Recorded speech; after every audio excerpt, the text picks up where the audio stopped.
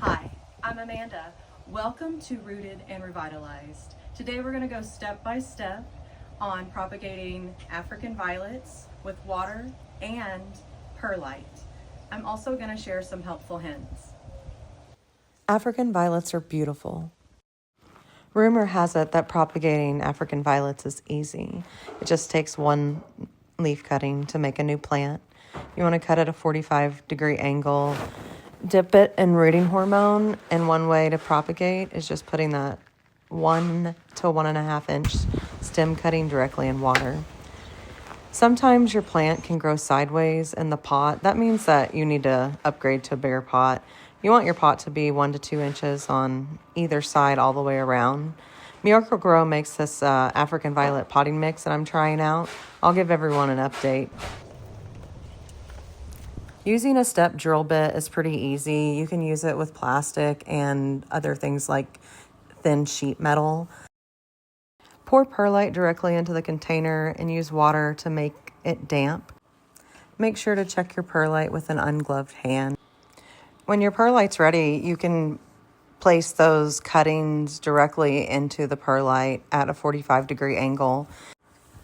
I started with saran wrap. It was a pretty significant struggle. I ended up getting a larger Rubbermaid container to place over this one, creating humidity. These repotting mats are great. You can get them for under $10 on Amazon. Again, using the step drill to create drainage holes. I'm repotting every violet that I have.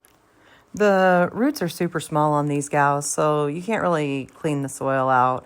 Just make sure you're putting fresh soil. My African violets bloom in the spring and summer, and some throughout the entire year. They do well in bright, indirect sunlight. This next one's really overcrowded. Those leaves are super small and stuck together, and we definitely need to repot this. It's always so rewarding seeing the growth after repotting your plants in the spring. The last few years have been overly busy, and my plants have been neglected. I'm looking forward to sharing all of the repotting with you. Look closely at these leaves. They're a little bit more curly. There are all kinds of varieties of African violets. This African violet has purple flowers. You can check out my TikTok. I do have some older reels on there showcasing my African violets. Because the roots are so fragile, you don't want to pack the soil too tightly because you're already going to have a pretty tight root ball. And unlike if you're doing like a monstera where you can get all the soil out, with this, you're going to want to not pack it down because then your water's not going to drain well. You always want well-draining soil with these plants. Thanks for spending time with me. Don't forget to like and subscribe.